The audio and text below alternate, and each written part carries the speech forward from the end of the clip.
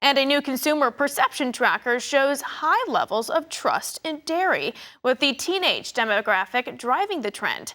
Bjerga with the National Milk Producers Federation joins us now for a closer look, so thank you for your time, of course, Alan. I'm first curious to hear some of the highlights from this report, and how has trust among teenagers changed over the years?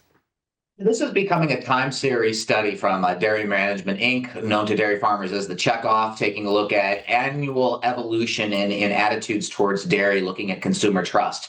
And what's really interesting about this year's survey, and we're starting to get a time series of data, is if you take a look at some of these numbers generationally, you've often heard, sort of this perception that the dairy is for older consumers. The boomers grew up with it. They gave it to their millennial or Gen X kids. But with each passing year, as you see a segmentation in the marketplace, dairy doesn't resonate as much. Well, here's some news that'll keep you dancing at the Pink Pony Club. It's teenagers right now that are number one in terms of trust in dairy, according to this information.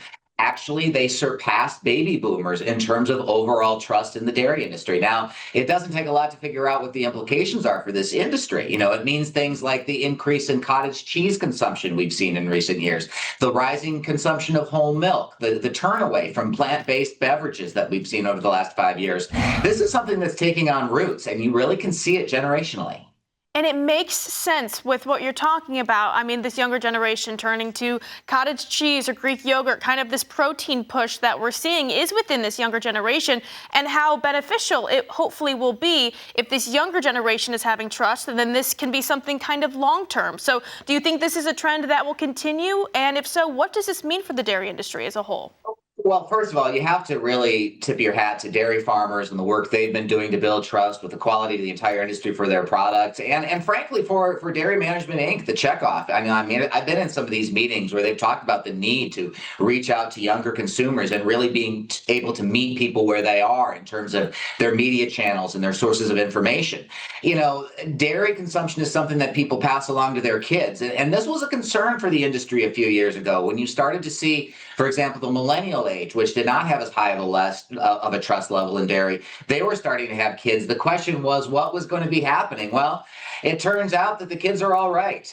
They seem to be trusting dairy. They're getting the message of the proper nutrition and the high quality that it provides. And this is the sort of momentum that starts to build on itself. Once you get it going, it becomes perpetuating. And we're really hoping to see these numbers continue to grow in the future as they have these past few years. Yeah, you talk about tipping your hat to our dairy farmers, of course, that is so important. And yeah, this momentum continuing will only be beneficial. So that's great to hear. And kind of switching gears before we wrap, dairy industry obviously kind of made headlines this week with the House. It's passed legislation to crack down on dairy cargo break-ins. So before we wrap, just talk to me about how big of an issue has this been for the industry? This has been an issue for our industry as we see dairy exports rising, the dairy industry becoming very reliant on exports to raise demand overseas and raise demand for U.S. dairy products.